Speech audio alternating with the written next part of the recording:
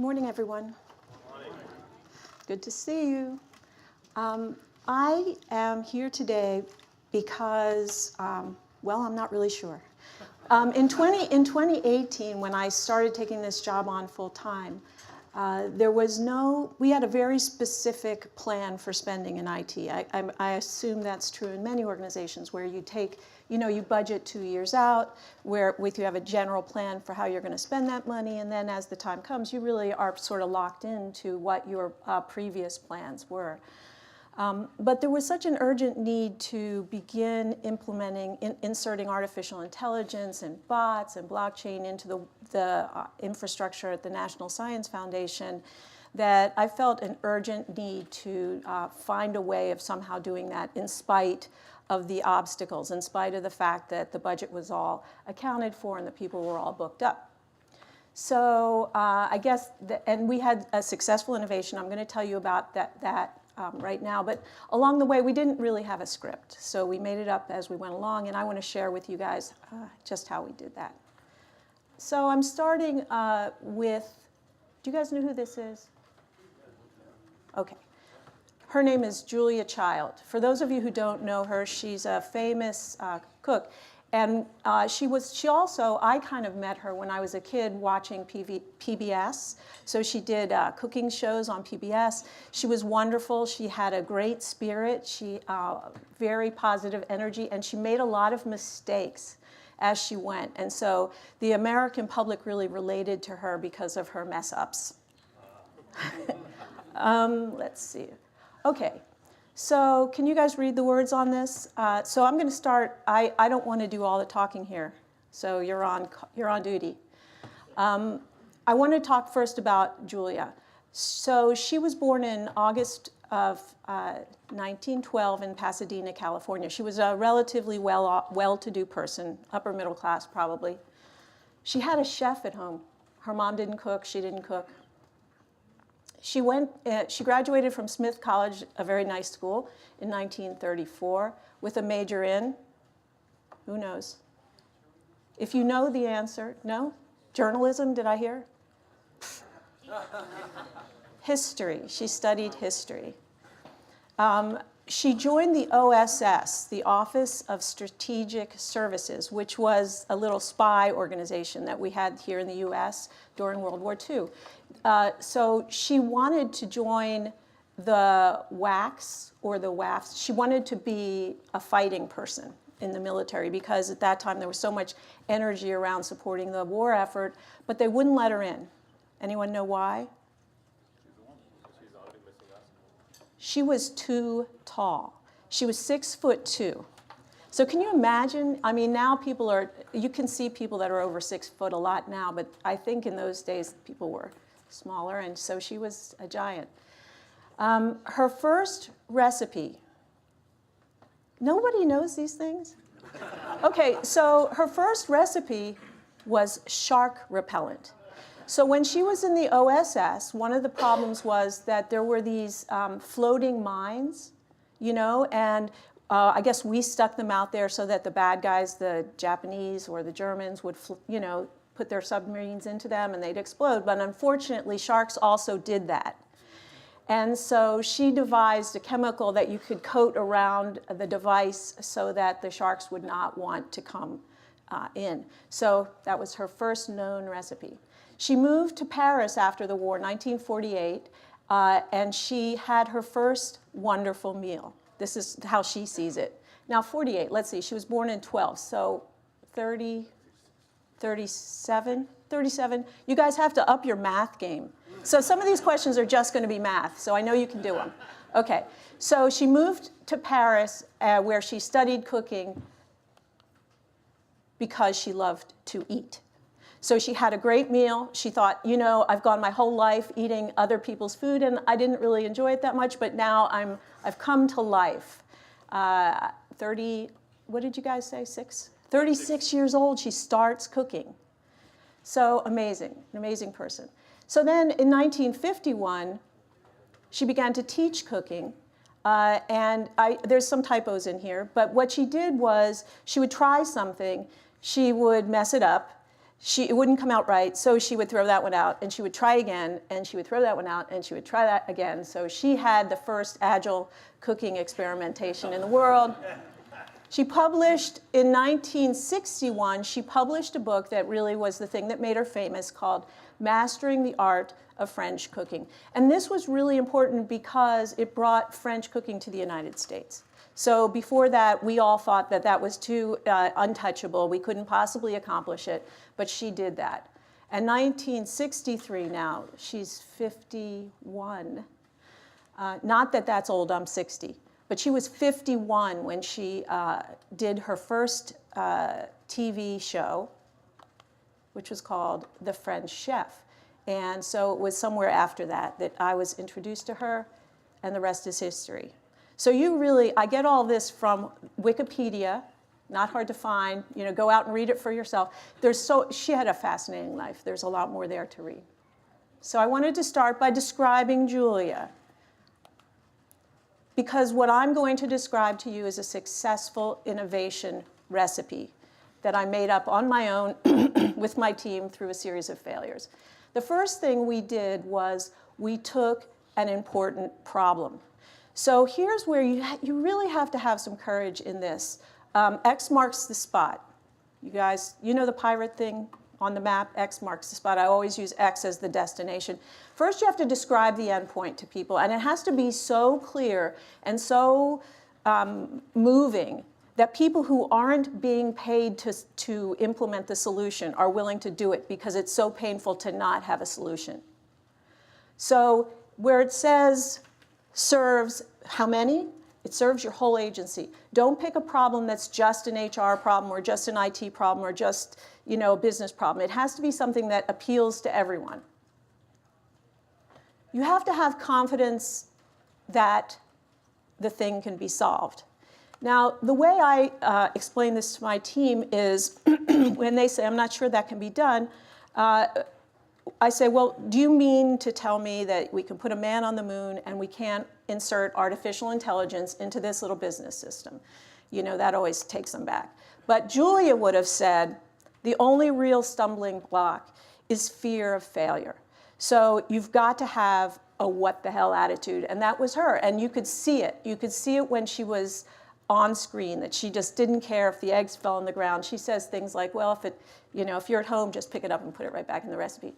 All right, so then what we do is you have to take your problem statement and put it such a way that the people who are involved cannot fail. You know, I think this is kind of a problem with the people in the States, maybe in the world. No one wants a B. You know what I mean by a B?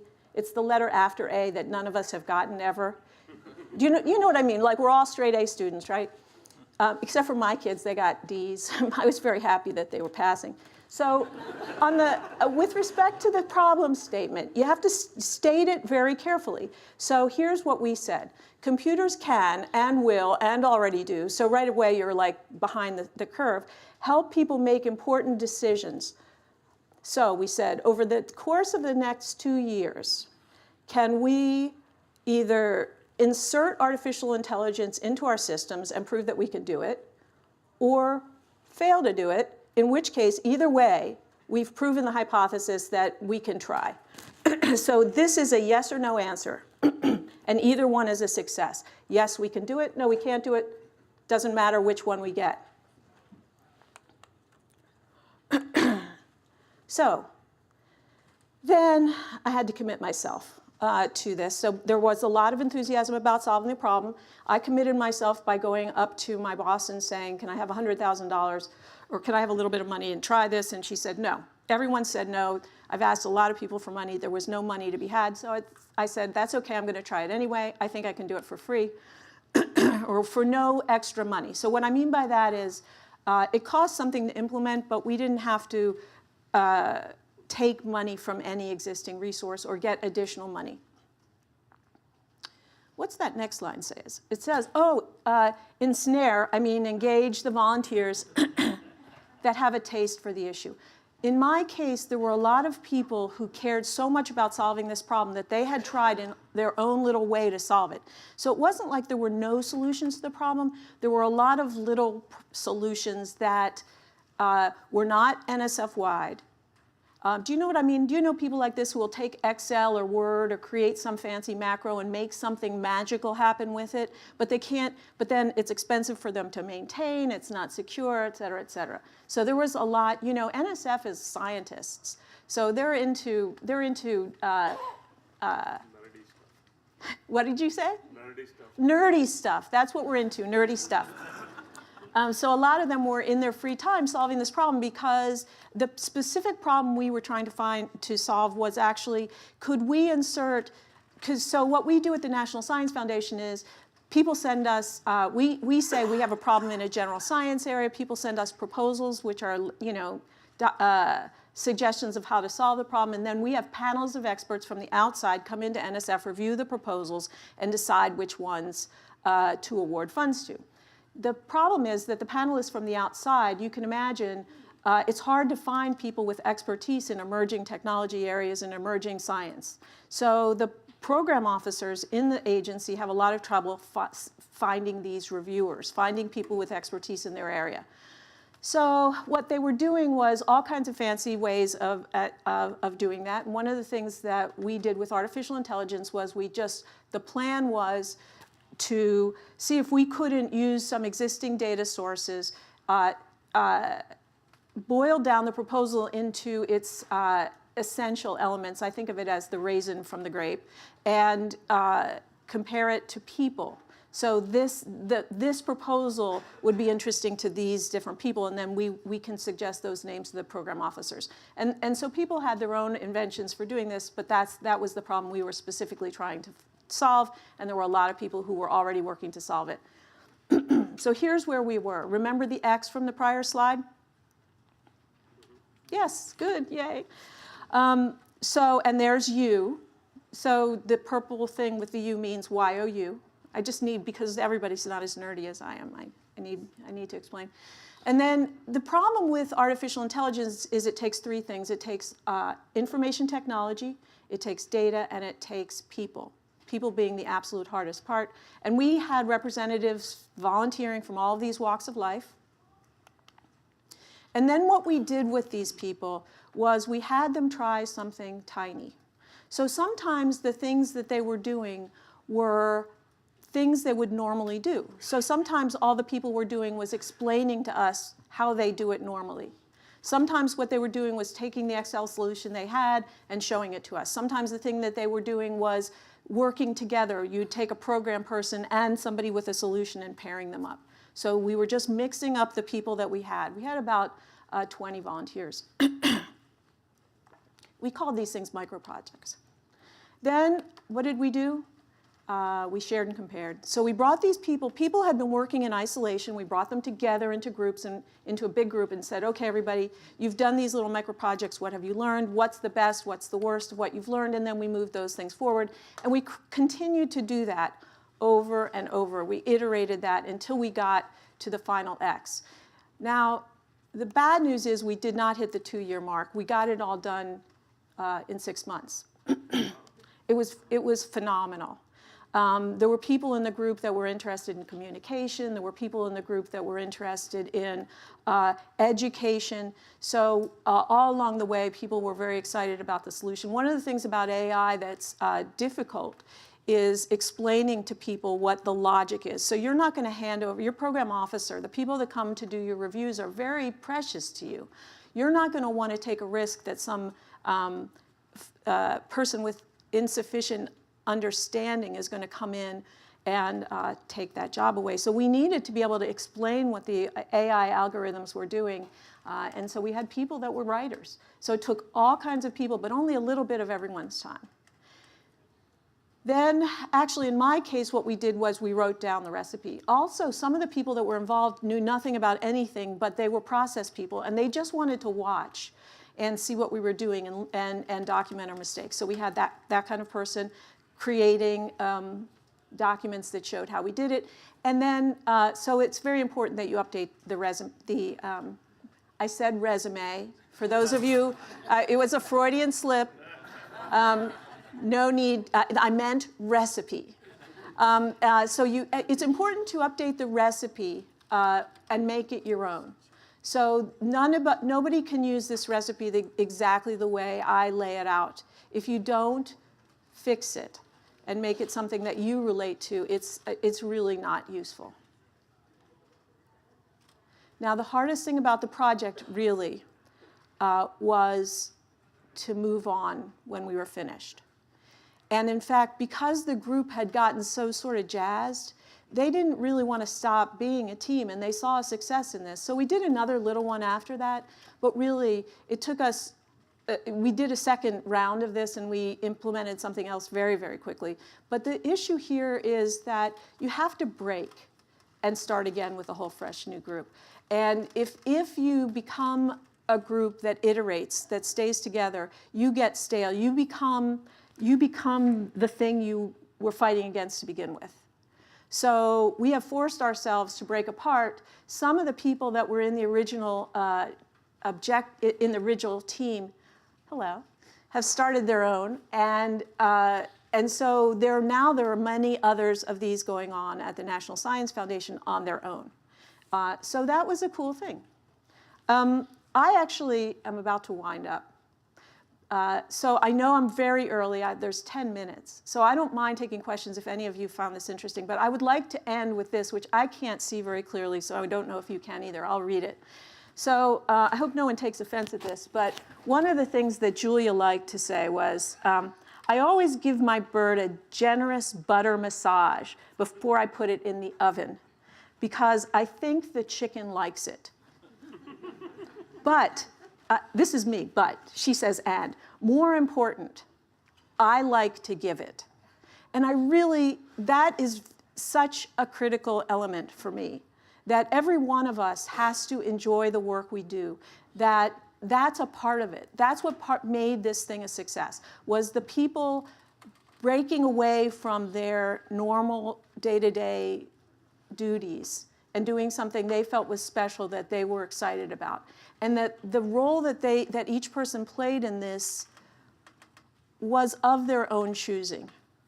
So I believe in those are fundamental elements of a successful project. If the project gets to the end and the people who were participating in it didn't enjoy the process, then it's not worth it. So that's really all I have. Yes? So not to put you on the spot, but you do have the spotlight. Any comment on the culture of Theranos and how The culture of? Theranos, the health IT company that imploded?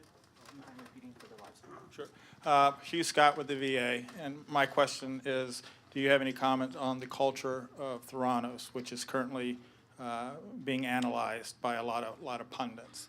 Nope. If you explain it to me, I can have an opinion on it. Health IT company with the promise of improving diagnostics, bringing the cost of blood diagnostics down, making it more simple, more convenient. Yeah, I don't know. I can't say. I honestly, I don't know what people are saying about this company. Sorry. It's a relevant, timely business model that's great to have a discussion around, because everything is out in the open now. So I encourage you to, if you have time, look at it. Okay, thank you. Thank you. Any other questions that I can't answer? Anything that I can answer? Yes. Make it easy, Tom. It is easy. Okay, thank you. So we're talking about AI, and there's a lot of cool stuff going on. AI, microservices, the cloud, the federated cloud. There's all kinds of stuff, right?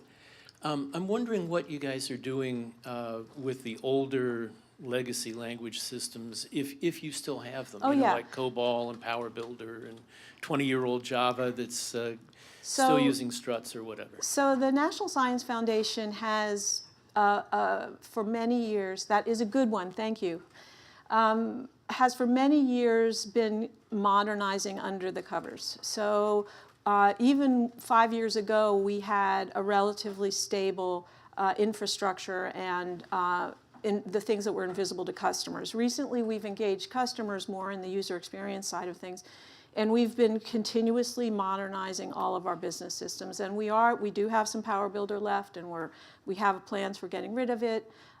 We're constantly updating our Java infrastructure. It's a continuous process. I mean, the modernization, it's not one and done. So whatever the next power builder will be, we'll be getting rid of that as soon as we can also. Thank you. You're welcome. Can you speak a little bit to the user-centered design element and how much it played into your team? Oh yeah, so now I'm not an expert on the terminology associated with user-centered design, but what we do, my philosophy is that the IT people are just experts at IT.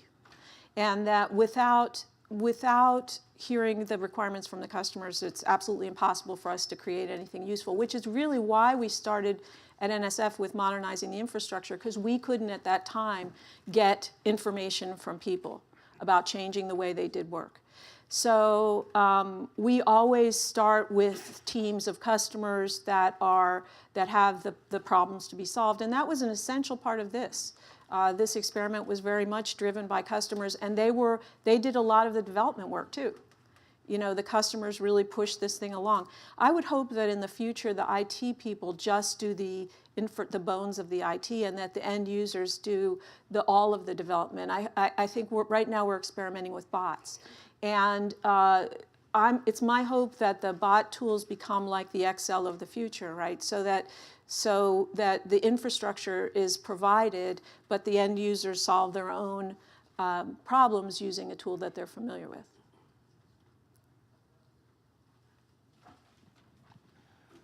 Ma'am, I was wondering if you could talk a little bit about the transition from a highly energized, motivated pirate team doing something cool without the big boss's permission into a formal part of the organization, life cycle support, part of the formal organizational process. So what happened was that all along the IT people that were doing the really big modernization, they were very interested in what we were doing.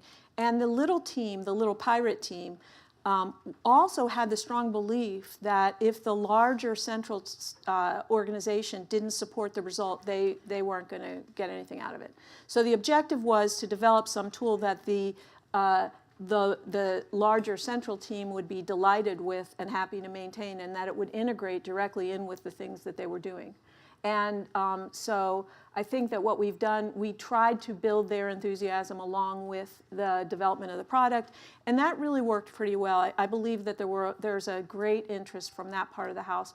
And I think that we all have to learn from each other. We all have to move faster and faster, but it wasn't done without respect to them. In fact, we needed them.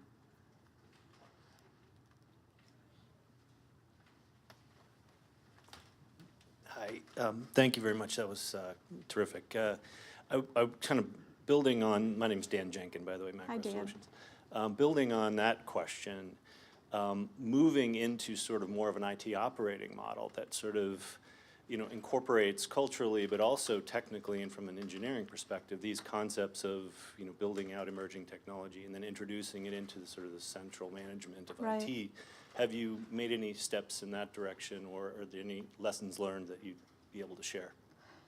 Well, the most important thing, I believe, is to figure out where the flexibilities are in the budget, and where the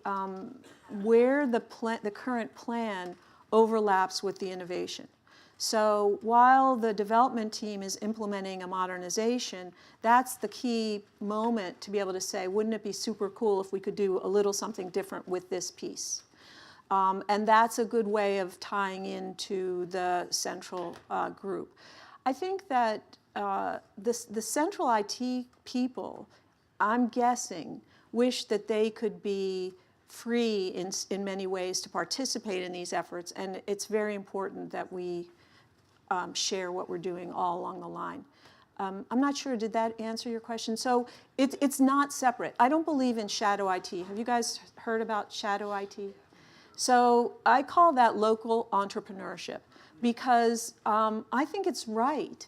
I think it's right for people who have the problems to be willing to invest in and think about solving those problems. The question is really how to get those local entrepreneurs who are isolated to talk to each other so that you don't have them inventing the same solutions as each other, because you don't want that kind of duplication. So really one of the important facts about this exercise was bringing local entrepreneurs who had the same desires together and to get them to integrate in with the central IT organization in the end. So they started off on their own and they integrated more into the central as they went along. So it's respect for the people who have the ideas, I think, is very important.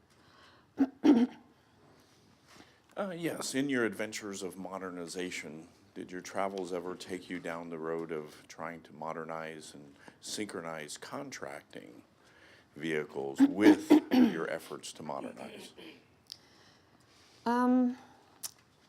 You know, I don't have as much muscle in that area. I've been, before NSF, I was at DARPA, where there was a much more agile contracting environment. At the National Science Foundation, contracting is a small part and is our partner in all of these things. But we like to emphasize their strengths. We don't push the envelope in the contracting area. At DARPA, we definitely did. So there were cooperative agreements and all kinds of more modern or innovative procurement vehicles there.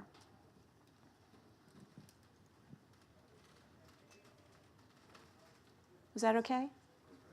So you're going to clap for me?